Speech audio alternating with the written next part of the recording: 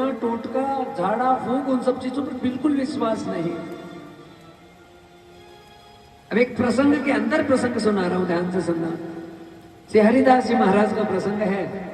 वहां एक हमारे जम्मू कश्मीर के साइड में एक महाराज, उनका नाम था किशोरदास जी महाराज, जिन्होंने हिमालय में बैठ बैठ कर बड़े तप कर लिया।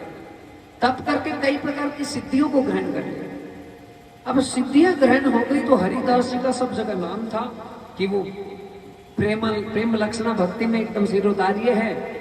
तो आज हरिदास जी की परीक्षा लेने के लिए, कभी भी गुरु भगवान की परीक्षा नहीं लेनी, क्योंकि गुरु शरीर का नाम नहीं होता है। हम सोचे सदगुरु को उनकी वाणी से हम पहचान जाएं, हम सोचे सदगुरु के हाव भाव से हम उनको पहचान जाएं, ये असंभव है। हम गुरुजनों को कभी नहीं जान सकते, क्योंकि हम सोचेंगे अपनी बुद्धि से, तो बुद्धि से हम महात्माओं को कभी नहीं पकड़ सकते। तो महाराज यहाँ जो हरिदास जी थे वो तो राधा कृष्ण श्यामाजू श्यामाजू करे साधे थे। किशोरदास जी आए तो उन्हें बड़ी सिद्धियों का ज्ञान था। वो क्या अजगर बनकर आ गए उनके सामने।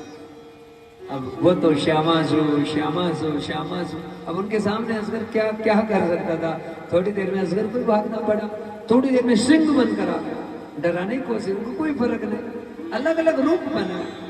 इतने में हरिदास जी कहने लगे, अरे बाप रे, ऐसे रूप बनाकर किसको रिझा रहा है रे। जिसको रिझाना होता यदि उसको रिझाता तो आज ये अलग अलग रूप बनाने की जरूरत नहीं पड़ती रे, नहीं पड़ती। और जैसे ये शब्द सुना किशोरदास जी चरणों में गिर गए। कहा महाराज मुझे अभिमान हो गया कि मुझमें इतनी सिद्धियां हैं और मैं ये सोच रहा था कि मैं सारी सिद्धियों का आप पर प्रयोग कर दूं। हे गुरुदेव मुझे क्षमा कर दें, और आज से मैं आपका शिष्य हूँ महाराज, आपके चरणों में झुकता हूँ। बस आज से मुझे आपका प्रेम प्रदान करें। और वही श्री किशोरदास जी महाराज हैं, वो हरिदास जी के अनन्य प्रेमी बन गए। बोलो राधे राधे। क्योंकि हम किसी प्रेमी महात्मा के चरणों में बैठेंगे तो उसका प्रेम है निश्चित रूप से में भिगोएगा।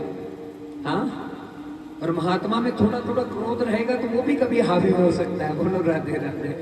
हाँ, तो महाराज यहाँ पर कश्यप ऋषि ने जैसी बगुली को देखा तो बगुली भस्म हो गई।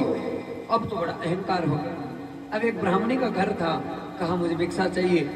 वो ब्राह्मणी पतिव्रता धर्म में निष्ठ है। महाराज ने जाकर कहा भिक्षाम देहि। हाँ, और वो ब्राह्मणी बाहर आई। उसी समय ब्राह्मणी का पति आ गया। और वो हमेशा इसका कार्य था कि जब तक पतिदेव के